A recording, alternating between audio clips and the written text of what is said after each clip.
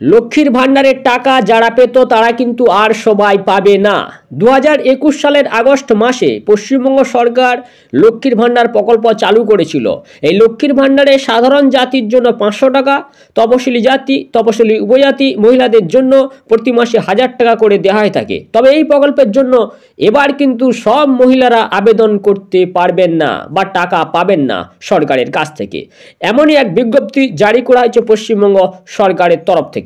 Covid মহামারী চলাকালীন প্রতি মাসে মহিলাদের নগদ টাকা দেওয়ার জন্য এই স্কিম চালু করা হয়েছিল।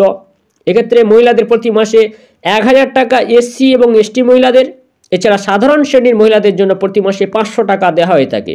সরকারি সূত্রে জানা যাচ্ছে রাজ্য সরকার এই প্রকল্পের জন্য বছরে 11,000 কোটি টাকা খরচ করে থাকে।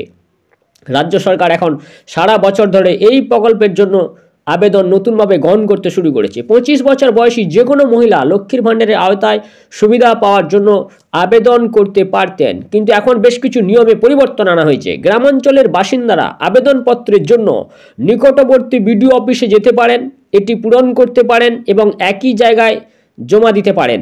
শহর এলাকার ক্ষেত্রে মহিলাদের এসডিও অফিসে যেতে হবে। কলকাতার বাসিন্দারা কলকাতা মিউনিসিপ্যাল কর্পোরেশন অফিসে গিয়ে এই সুবিধার জন্য আবেদন করতে পারেন। যদিও কিছু মহিলা চাইলেও এই প্রকল্পের সুবিধা কিন্তু আর তুলতে পারবেন না।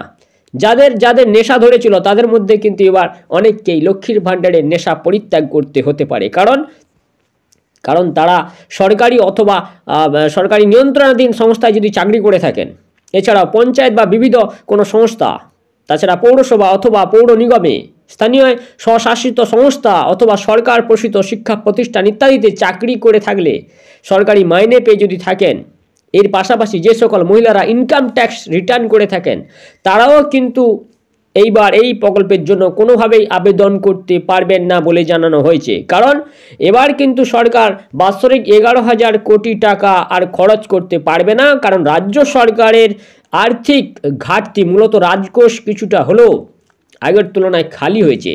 তার জন্যই স্বভাবত এই ধরনের একটা নতুন নিয়ম চালু করতে চলেছেন পশ্চিমবঙ্গ সরকার, এমনটাই রাজনৈতিক মহলের বিশেষজ্ঞরা বলছেন। তাই লক্ষ্মীর ভাণ্ডারের আওতায় যারা 500 টাকা, যারা 1000 টাকা পেতেন, তারা কিন্তু সবাই আর পূর্বের মতো বা অতীতের মতো 500-1000 টাকা নাও পেতে পারেন, কারণ এক্ষেত্রে বিশেষভাবে সতর্ক দৃষ্টি দিচ্ছে রাজ্য সরকার। নমস্কার, নজর রাখবেন পশ্চিমবঙ্গ টিভিতে।